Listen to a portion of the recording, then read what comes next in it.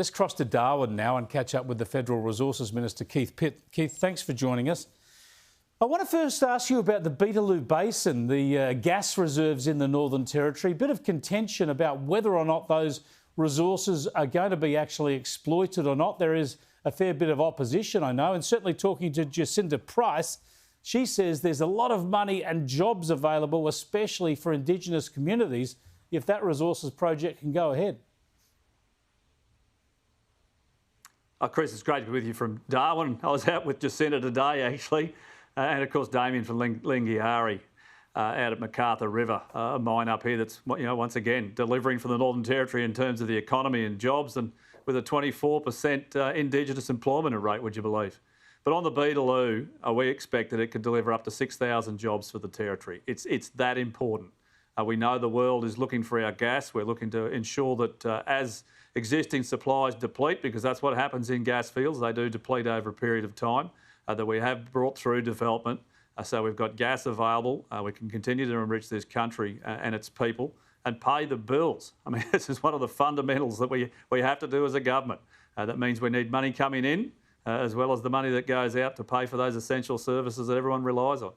Now, tell us about the energy debate. We had stories in a lot of the papers yesterday, promoted by Angus Young, Angus Taylor, I should say. I'm getting my ACDCs mixed up there.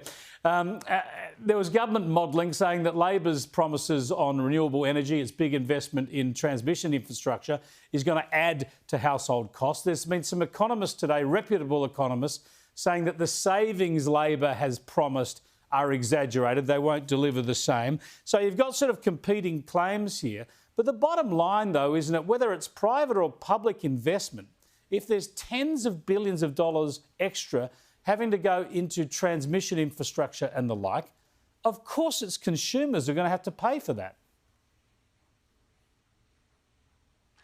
Chris, I'm a big supporter of Angus Young. I'm pleased you've raised him.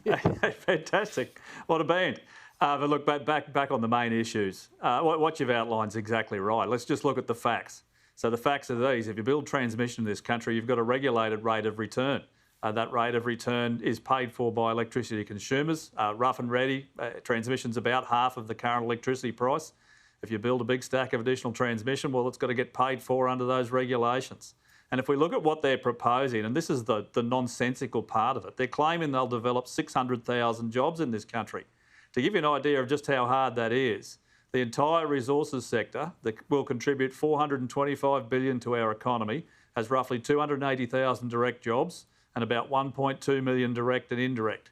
So this fanciful proposition from Albanese and Labor, they've claimed that they can basically build half of the resources sector off the back of it. I just find it incredible. Well, there'll be debate about the numbers, but ipso facto, if there's a lot of investment, even if it's private investment in infrastructure like transmission, we'll pay the cost. People don't put that stuff in for free and not recoup the cost.